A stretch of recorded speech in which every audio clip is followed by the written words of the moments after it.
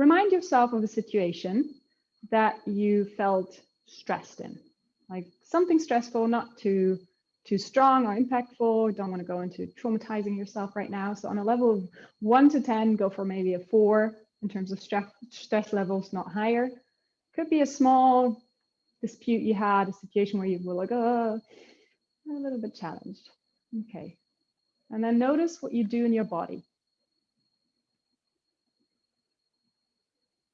So all the things we've shared in the chat already, really pay attention from your toes, your belly.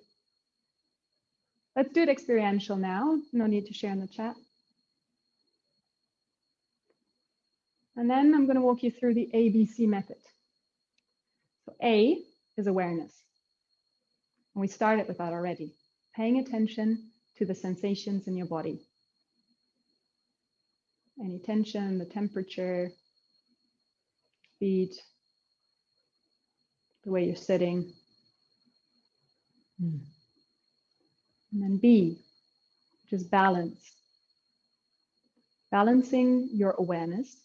So becoming aware of not only the front, but also the sides, up, down, back. And then balancing your posture as well in that. So if you're leaning forwards a bit, maybe come back a little bit. And if you're leaning back, maybe come forwards, find a way to balance the posture. If you're sunk in a little bit, maybe sit upright, whatever the balancing means for you right now. B can also refer to breath. So if you held your breath, or if your breath changed, became more shallow or anything, let the breath really flow. And then C is core relaxed.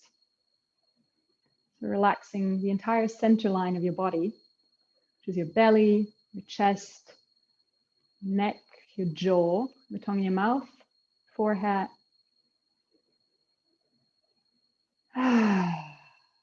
And then C could also be connection in addition. Think of something or someone that makes you smile.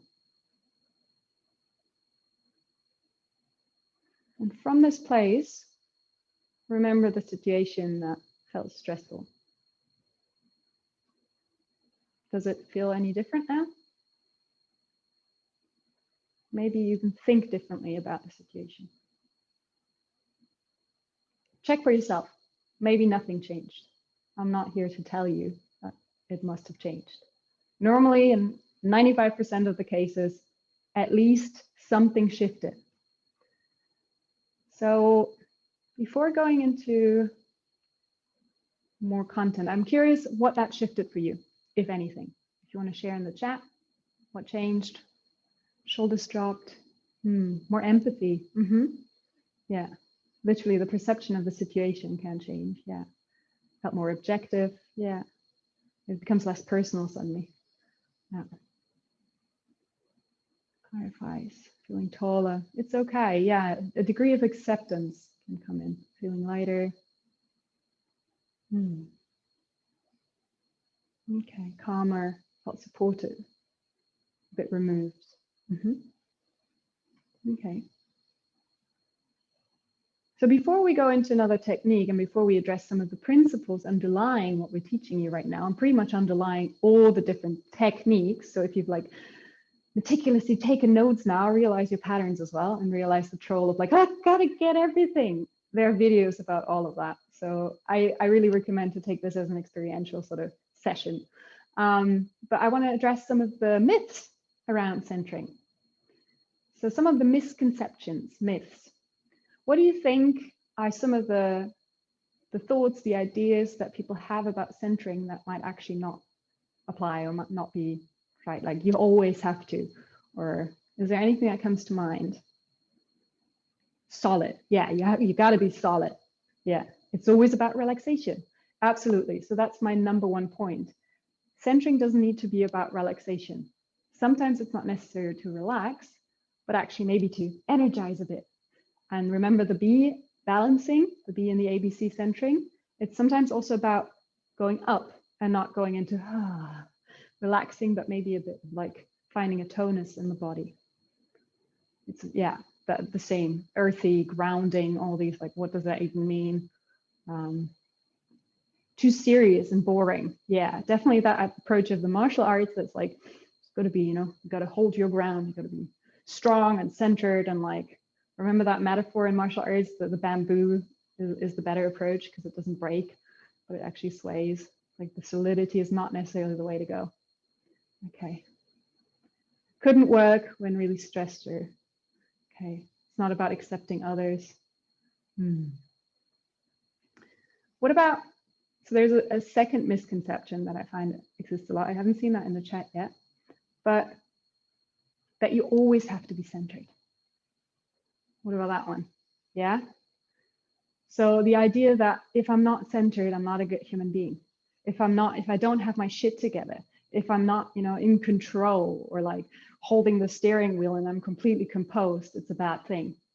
There are definitely moments when self-regulation is absolutely necessary, but I would say that sometimes expression is equally necessary. And that, again, needs to happen maybe with a degree of choice, and you express in a certain context and appropriately to the context, but it's not always about, composure. Yeah. Or like that it's about suppressing something, suppressing emotions, for instance. A lot of us think managing yourself is like super important, and that needs to be super zen, which is the next point. Centering is also not about not feeling. So the point now wasn't that suddenly all your sensations, maybe even of discomfort, stop once you do the centering, but actually you might become even more aware of them. Like, it might suddenly, like, you become more aware of the contractions in your stomach than you were before. It doesn't push away what's happening, but it drops you into a space where you feel more and you'll become more aware, and hopefully widens that space where you can then come from a more reflected state. It gives that little pause to maybe not come from a reactivity, but from a little bit more of a considered decision-making point. But it doesn't mean that I don't feel. A lot of like Zen meditation, friends that practice Zen meditation for a while, where it was like, meditation, I'm disconnected from everything, I'm super Zen about everything. And then like the not feeling is not necessarily always supportive. Okay. Because sometimes emotions, sometimes what we feel is actually a really, really valid indicator. So when there's anger, it might actually mean that your boundaries have been crossed. And I know, Erica, you speak a lot about that as well, with your courses and everything. Our emotions usually tell us what's going on. It doesn't mean we need to completely act out from there, but we can take them as a messenger, like what is actually going on. All right. Lilia, is there anything you would like to add, or maybe Erica, to this? Yeah, yeah, I'd like to add something. Well, we can make different things in our body during the stress reaction. So we can go fight or flight or freeze, and a lot of you mentioned freezing in the chat. Or we can flop, like switch off. I have no power, I can't do anything. Or we can even go to friend reaction. Maybe you know a lot of people smiling when they're nervous.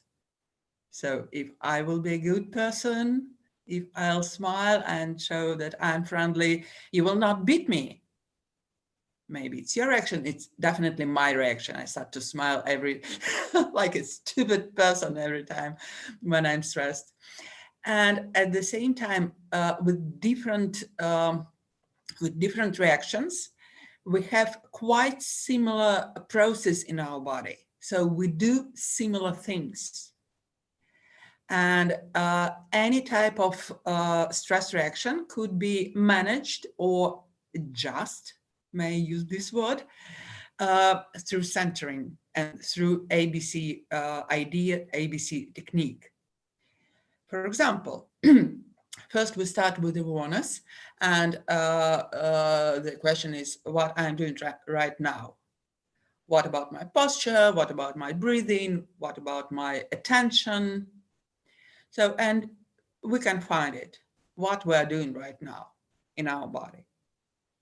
And the second question, what can I balance in my body? Maybe I can check if I'm too earthy or too down or too up in my posture. Maybe I'm too back or too forward in my posture. Maybe I'm too in. Maybe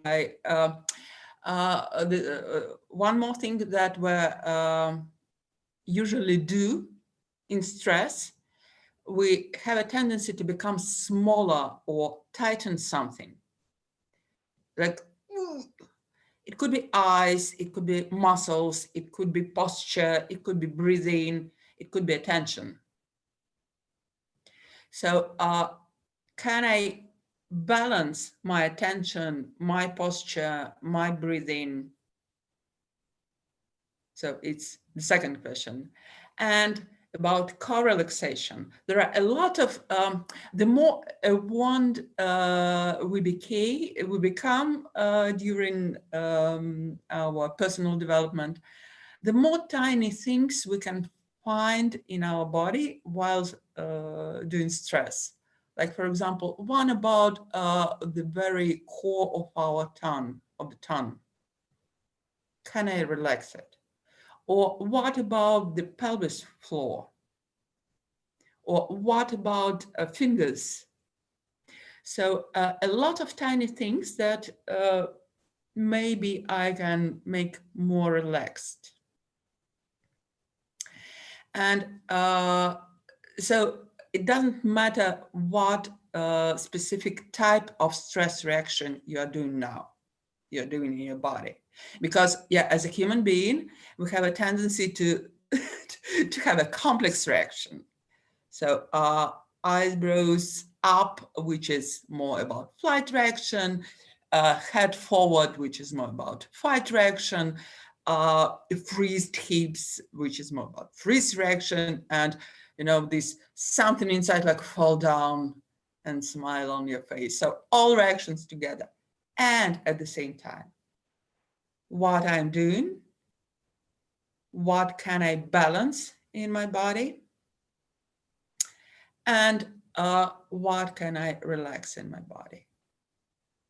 So it doesn't connect it with especially fight and flight reaction. You can use it for any type of stress reaction.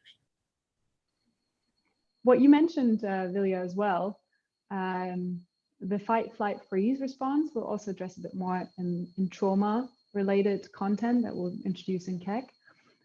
But there's something about understanding when your body tense up that allows for very quick centering. And there's a whole video marked it on the course content page, is what I wanted to say, that shows various techniques. And one of them, if you want to just do it with me, is relax the tongue in your mouth. Notice the shift? Or go, ah, saying, ah, exhaling. Can already shift a lot. It doesn't always need to have all these like sophisticated steps, but you can practice these. And if the more you practice them, they'll become a default. So now when I enter a room and I'm like, I'm feeling nervous because I don't know anyone here and I'm noticing the contractions everywhere, I'm like becoming aware of my feet and relaxing my core. There are a few pointers that really work for me that are super quick and it's become a default. And that's what we want to encourage in you as well, to train, to practice this as much as you can, so that it becomes your default rather than something where you're like, oh, what do I do? And it's a delay in that. So the more you practice, the easier it becomes. My question now, where would you practice this?